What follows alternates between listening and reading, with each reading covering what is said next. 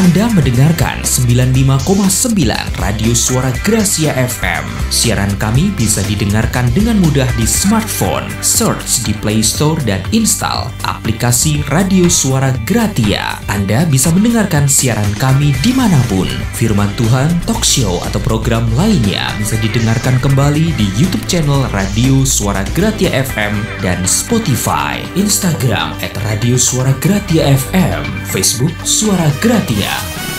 Radio Suara Gracia FM, the sound of life.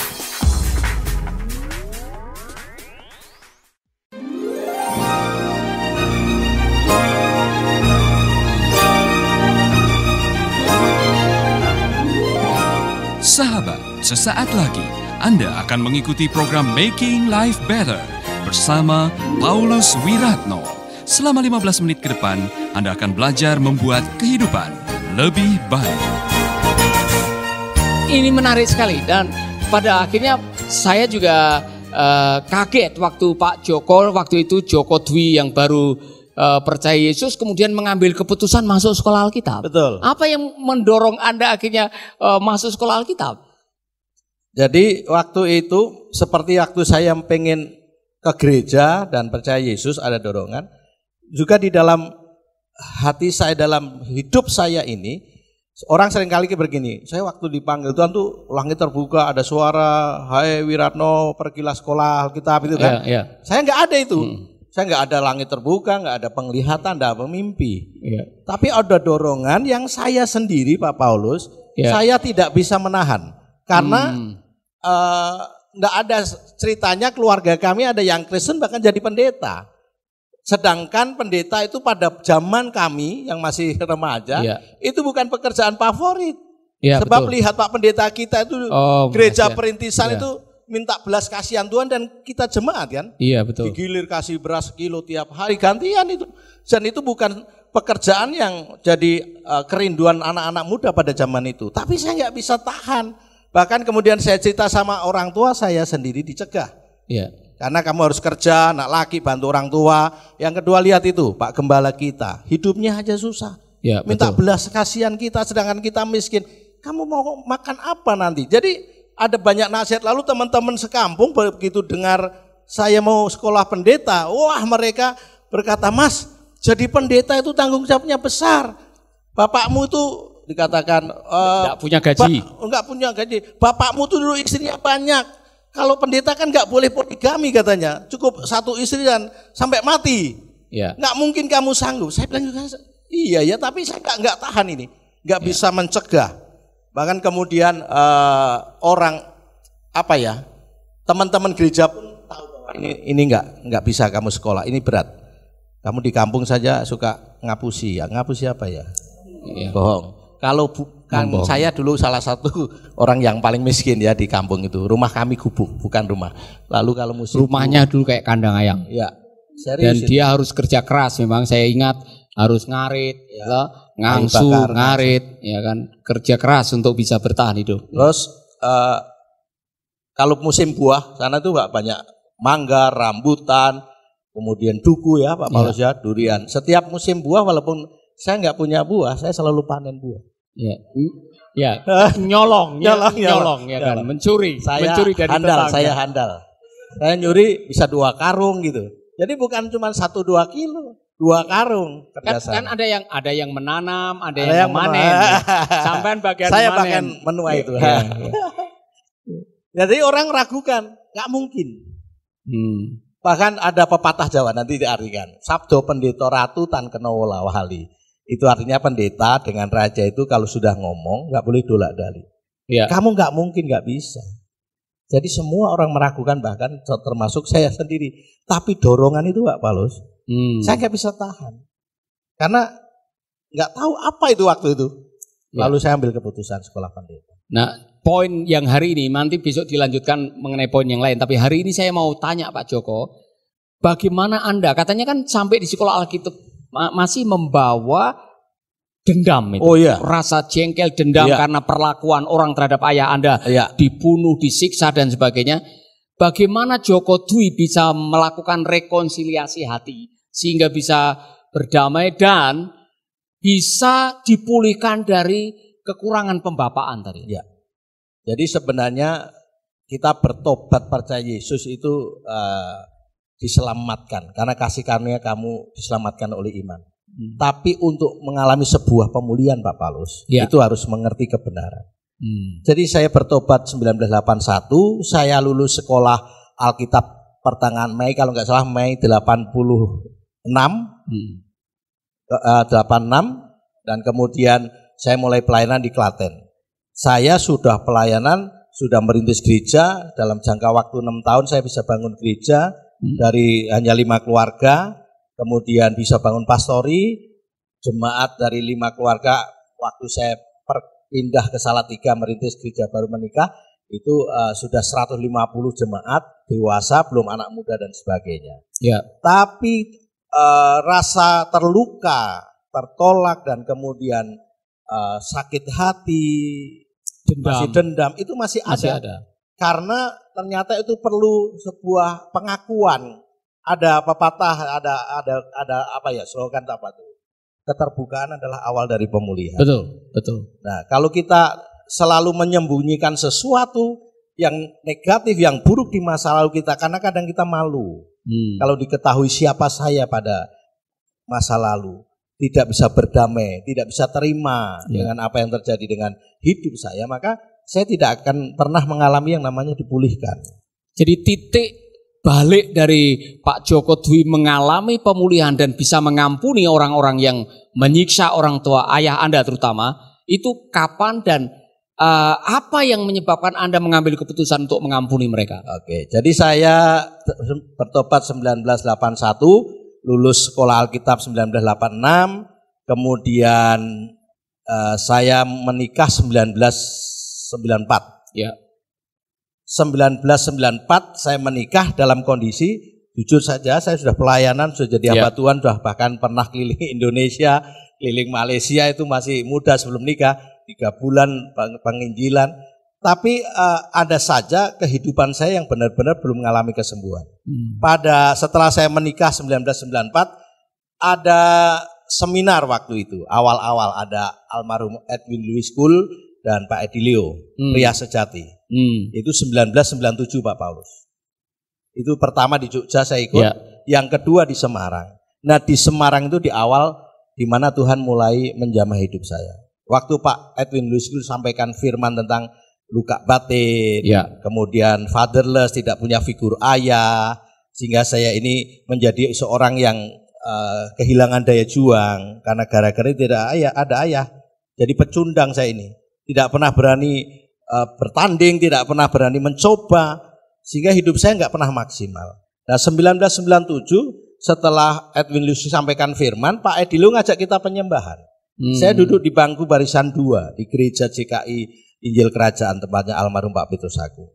Lalu dalam penyembahan itu tiba-tiba Pak Edilio menyampaikan seperti karunia perkataan pengetahuan. Dia berkata bahwa di sini ada seorang hamba Tuhan yang masih terluka, tidak ada figur ayah, sejak dalam kandungan kamu sudah tertolak, kamu jatuh bangun dalam dosa, sekarang kamu sudah menikah, bahkan kau masih dendam. Langsung disebutkan secara jelas begitu. Kira-kira usia 1,5 tahun kamu sudah 1 tahun sekian lah, dia bilang. Bapakmu meninggal dengan cara yang mengerikan karena dibunuh, dia bilang. Anda masih bersama Paulus Wiratno di Making Life Better.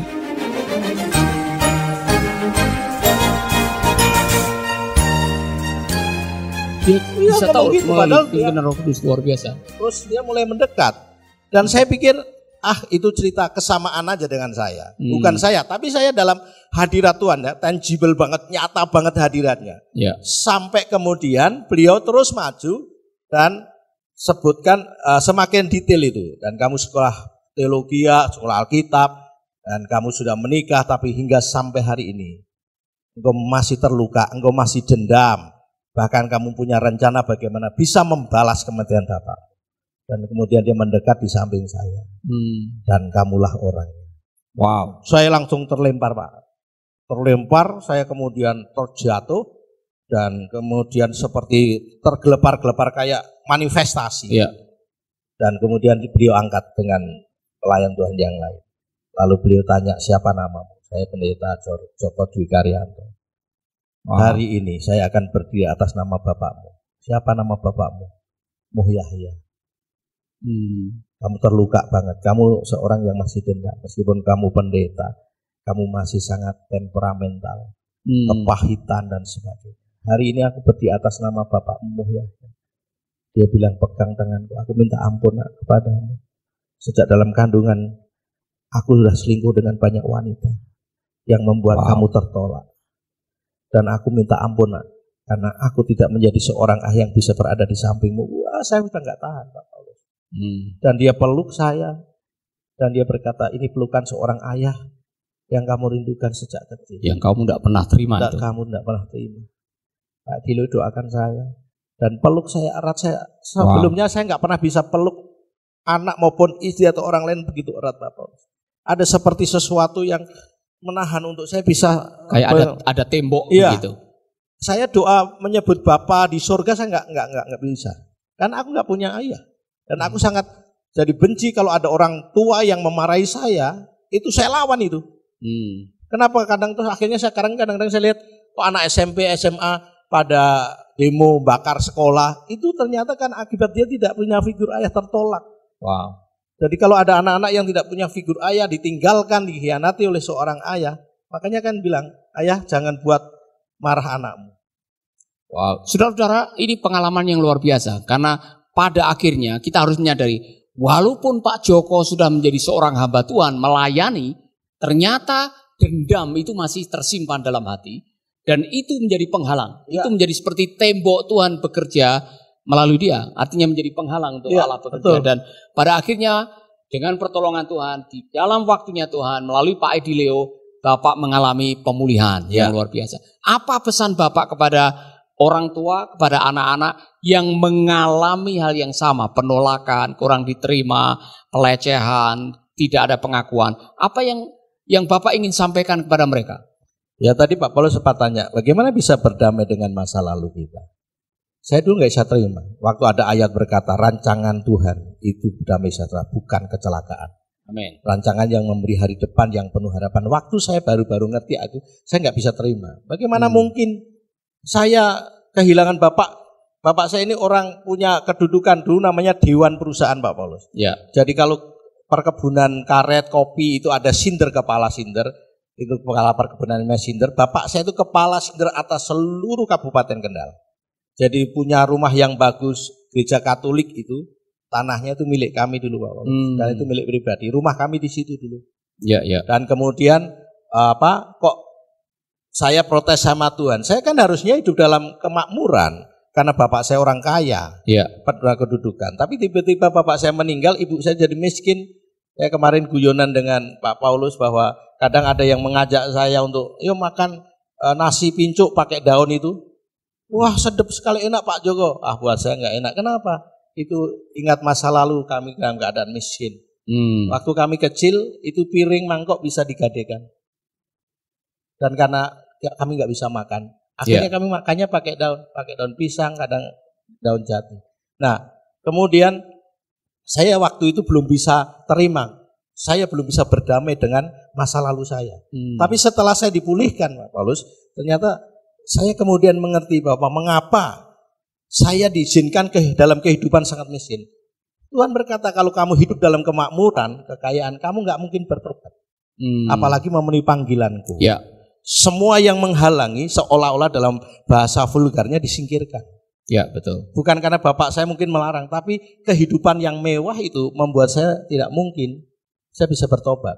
Model kayak begini ini sombong gaya, macam-macam. Jadi Tuhan izinkan melarat lah. Iya melarat itu. Sampai kemudian saya mengalami panggilan Tuhan. Lalu hari ini sejak saya menikah, bahkan sebelum menikah sejak saya jadi hamba Tuhan, selalu pengen ngasuh anak-anak yang terlantar. Saya punya hati yang tidak bisa melihat anak tidak sekolah. Saya bisa menangis dengan anak-anak yang sedang dalam kesedihan. Dan sekarang kami selain mengembalakan jemaat di Salatiga, kami juga punya anak asuh Pak Paul. Iya, anak raja ya. Panti untuk anak raja, menyekolahkan mereka. Dan saya sudah melihat sangat bagus sekali plan Pak Joko. Karena waktu Pak Joko saya mau nanti kita lanjutkan. Tapi saya mau Pak Joko bicara kepada kita semua, para ayah, para ibu, bagaimana seharusnya kita memperlakukan anak kita, dan juga kepada anak-anak yang masih ada kepahitan dengan orang tuanya, apa yang harus dilakukan? Ya, jadi tertolak itu macam-macam. Anak bisa tertolak sejak kandungan, karena mungkin dia dikandung dalam keadaan di luar nikah misalnya. Pasti selalu ada keinginan bagaimana menghadapi ini. Bisa pengen digugurkan, pengen digagalkan dan sebagainya. Itu anak sudah tertolak. Kalau tidak ada pemberesan, ya, orang tua mengakui bahwa pernah ingin melakukan itu anak akan di pemberontak. Dan bahkan ada kutuk kecelakaan, entah gimana saja. Itu kadang kita berpikir, kamu ini sudah diperhatikan, disayang sama orang tua. Anak itu terancam. Saya pernah mengkonseling suami istri. Anak yang pertama itu setiap kali ditegur Pak Paulus, dia pegang pisau. Cuma ditegur. Lalu saya bilang, pasti Bapak Ibu pernah mau menggugurkan. Iya. Dia merasa terancam hingga sampai sekarang bahwa Bapak Ibu dia perasaan. Sejak dari kandungan berarti sudah sadar kalau mau digugurkan gitu. Ya, sudah sadar Pak Paulus. Itu terbawa loh. Dan akhirnya anak itu setiap kali ditegur dia pegang pisau atau pentungan, pokoknya mau melawan orang tua. Jadi pemberontak. Ternyata waktu ditanya, saya waktu itu seperti diancam Pak Joko. Saya masih kalau tidur aja ada peso. Dan setelah kami ada rekonsiliasi, mengakui, minta ampun, anak itu dipulihkan. Amin. Sahabat, Anda baru saja mendengarkan Making Life Better bersama Paulus Wiratno. Jika Anda diberkati, kirimkan kesaksian Anda ke Radio Dian Mandiri, Jalan Intan LC2, Gang 4 Nomor 1, Denpasar, Bali. Kunjungi website kami di pauluswiratno.com, Facebook Paulus Wiratno. Hubungi kami di 0811 3901 144 dan 0811 3901 140. Sekali lagi 0811 3901 144 dan 0811 3901 140. Anda juga bisa mendengarkan program Making Life Better ini melalui handphone Anda. Download aplikasinya di Play Store atau App Store. Sahabat, mari dukung program Making Life Better ini melalui rekening BCA 6690300525. Sekali lagi, rekening BCA 6690300525 atas nama Wiratno. Terima kasih, Tuhan Yesus memberkati.